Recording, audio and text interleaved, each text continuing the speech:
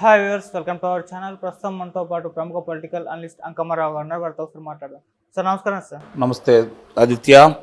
Sir, Raghuramakrishnaraju గారు చంద్రబాబు గారి సమక్షంలో టీడీపీ పార్టీలో చేరబోతున్నారు, ఆయనకి ఉండి నుండి ఎమ్మెల్యే టికెట్ రాబోతుంది అన్న వార్తలు మనం రావడం చూస్తున్నాం సార్.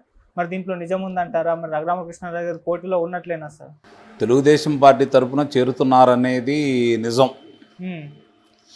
ఆయన ఉండి నుంచి పోటీ చేస్తారా, నరసాపురం నుంచి పోటీ చేస్తారనేది చూడాలి. ఓకే, చాలా జరుగుతాయి. ఈ నామినేషన్ల ప్రక్రియ పూర్తయ్యే లోపు మార్పులు చేర్పులు జరుగుతాయి. అందుట్లో ఎలాంటి సందేహం కూడా లేదు.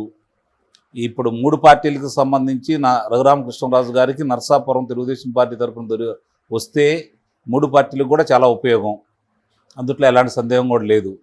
ఇప్పుడు తెలుగుదేశం పార్టీలో ఆయనకు ఉండి సీట్ ఇచ్చినా తెలుగుదేశం పార్టీకి ఉపయోగం, అందుట్లో అనుమానం ఏం లేదు.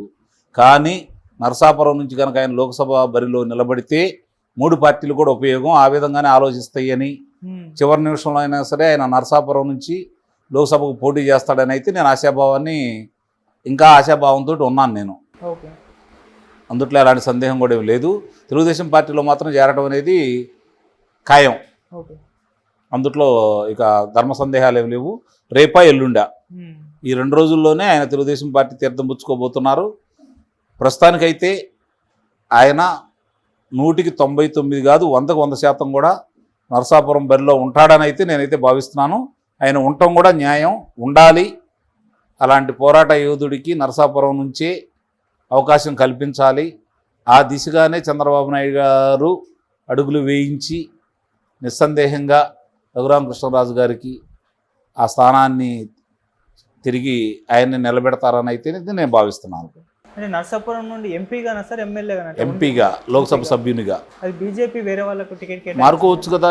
ఇక్కడ కాదంటే ఇంకోసారి కాదు, ఇంకోళ్ళు మార్చుకుంటారు కదా. ఇలా కొత్త ఏం కాదుగా. చివరి రోజు వరకు మార్పులు చేర్పులు జరుగుతాయి కదా. అలాంటి మార్పే జరిగిద్దని అయితే నేను భావిస్తున్నాను. ఓకే సార్, కొంతమంది విశ్లేషకుల అభిప్రాయం ఏంటంటే రఘురామకృష్ణరాజు గారు ఒకవేళ పార్టీలో చేర్చుకుంటే వైసీపీకి ఎటువంటి ఇబ్బంది అయితే ఫేస్ చేసిందో అటువంటి ఇబ్బందులే ఏ పార్టీ అయినా కూడా ఫేస్ చేస్తుంది అని అంటున్నారు సార్. ఇప్పుడు ఆయన పోరాట యోధుడు, ముక్కుసూటిగా మాట్లాడతాడు. మంచి పనులు చేసినప్పుడు పార్టీకి ఉపయోగకరంగా మాట్లాడతాడు. చెడ్డ పని చేసి పార్టీ కనుక అనుకున్న విధంగా కాకుండా ఏదైనా తప్పుడు మార్గాల్లో ఉందనుకోండి, విమర్శిస్తే తప్పేంటి? అంటే పార్టీలో తప్పు జరిగితే దాన్ని ప్రశ్నించకూడదా? ప్రశ్నించే తత్వం ఉంది కాబట్టి ఆయన నిస్సందేహంగా ప్రశ్నిస్తాడు. అలాంటి తప్పులు తెలుగుదేశం పార్టీ చేయదని భావిస్తున్నాడు. నిస్సందేహంగా తెలుగుదేశం పార్టీ చేసిందనుకోండి, ఆయన దాని గురించి మాట్లాడతాడు కూడా. అనుమానం ఏముంది? కొత్త ఏమీ కాదు కదా. ఓకే సార్, ప్రజెంట్ అయితే ఆయనకు ఉండి ఎమ్మెల్యే టికెట్ అని చెప్పేసి అయితే ప్రస్తుతం వస్తున్న వార్తలు అవే. కానీ ఉండిలో మరి ఆయన గెలిచే కెపాసిటీ ఉందంట. ఆయన ఆంధ్ర రాష్ట్రంలో పులివెందల్లో పోటీ చేసినా గెలుస్తాడు.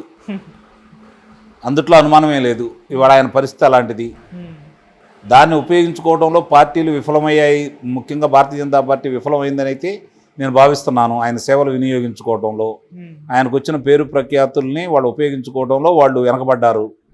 అందుట్లో ఎలాంటి సందేహం కూడా లేదు.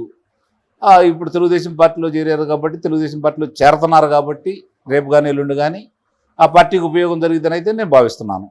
తెలుగుదేశం పార్టీ వైపు ప్రజలు ఉన్నారు.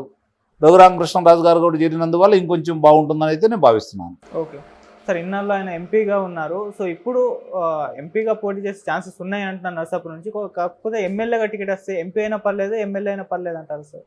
ఇప్పుడు ఆయన లోక్సభ సభ్యుడైతే జగన్మోహన్ రెడ్డి గారికి కొంచెం వెలుసుబాటు ఉంటుంది.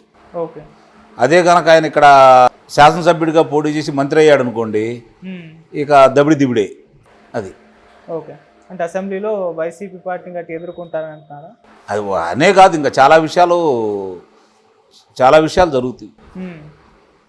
అందుట్లో అనుమానం ఏముంది? Okay sir, thank you so much sir. Thank you.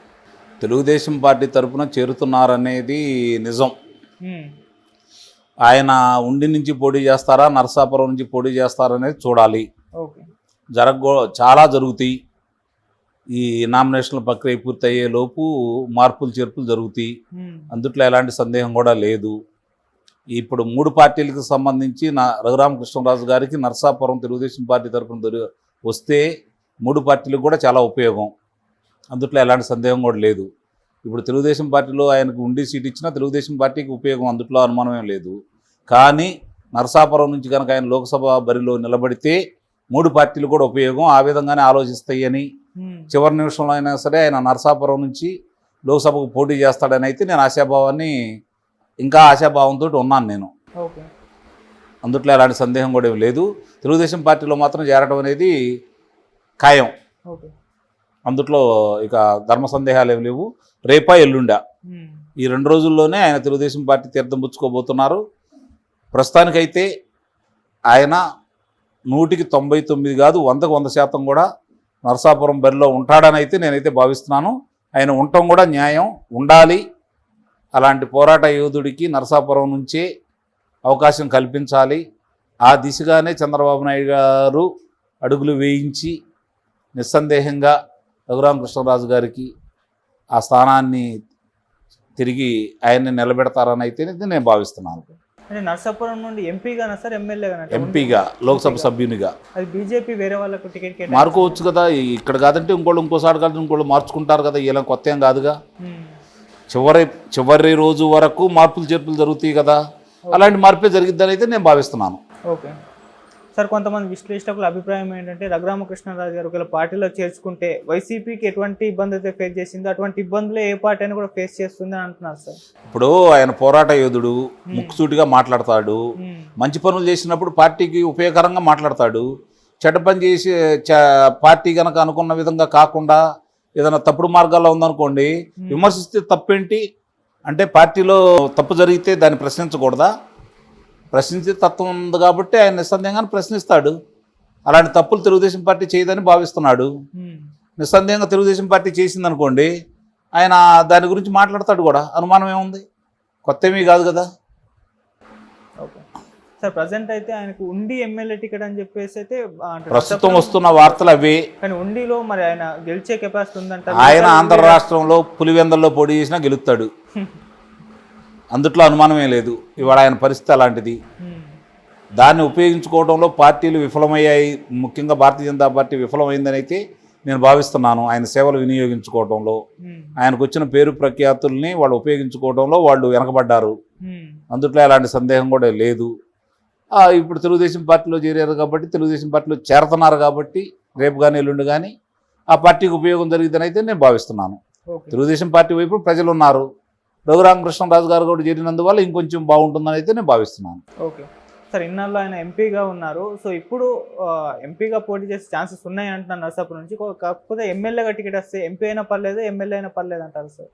ఇప్పుడు ఆయన లోక్సభ సభ్యుడైతే జగన్మోహన్ రెడ్డి గారికి కొంచెం వెలుసుబాటు ఉంటుంది. ఓకే. అదే కనుక ఆయన ఇక్కడ శాసనసభ్యుడిగా పోటీ చేసి మంత్రి అయ్యాడు అనుకోండి, ఇక దబిడి దిబిడే అది. ఓకే. అంటే అసెంబ్లీలో వైసీపీ పార్టీ గట్టి ఎదుర్కొంటారని అంటున్నారా? అది అనే కాదు, ఇంకా చాలా విషయాలు జరుగుతాయి. అందుట్లో అనుమానం ఏముంది? Okay sir.